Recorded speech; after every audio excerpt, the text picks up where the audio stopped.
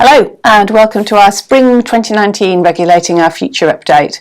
There has been a lot going on, so I'm glad to have this chance to bring you up to speed with what we've been doing here at the Food Standards Agency.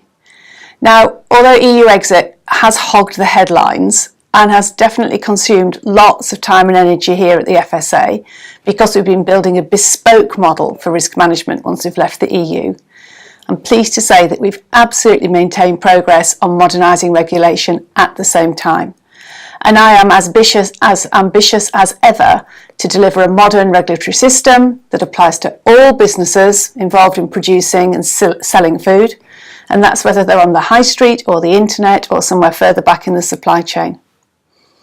Now, one of the key achievements of our Regulating Our Future, or ROF programme so far, has been launching the new online registration of food businesses.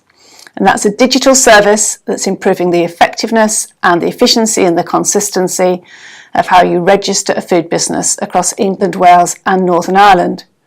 It's a really user-friendly process for businesses and for local authorities. It captures better data from food business operators right at the point that they register. And this service is now being piloted by local authorities across England, Wales and Northern Ireland. We've got over 300 businesses already registered in this way. Now, last October, we published an update paper on our ROF progress. It was called What We've Done and Where We Go Next. And in that, I highlighted that food standards was becoming a top priority for us over the next 12 to 18 months.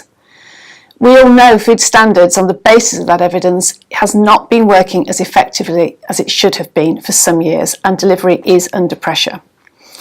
We published an independent review of food standards delivery. It's clear where the system needs to improve.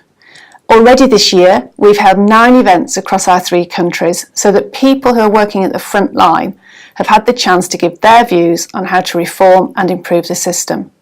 I'd like to thank those local authorities and those officers who participated in these events. They provided really honest and constructive feedback, and it underlined that at the heart what we're trying to do is make this system better so it better protects public health and better protects public trust in food. We've also been carrying out some insight work with consumers and businesses on the possible impact of the ROF changes, things like introducing a national inspection strategy or how the food hygiene rating scheme operates. That will be published later this month, and we'll use the findings to make sure we're helping people keep making informed decisions about food, and so that our changes keep driving up hygiene standards and protecting public health. I also want to touch on funding. We've consistently said that we're trying to build a new funding model for food businesses that will ensure the future sustainability of the system. And that has to be based on a wider principle across government, which is that business should bear the cost of regulation.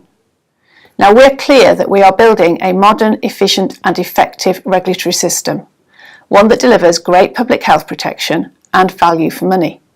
But it will still need to be paid for. And whether that's by the public purse or the business, we'll have to work out how that paying for happens.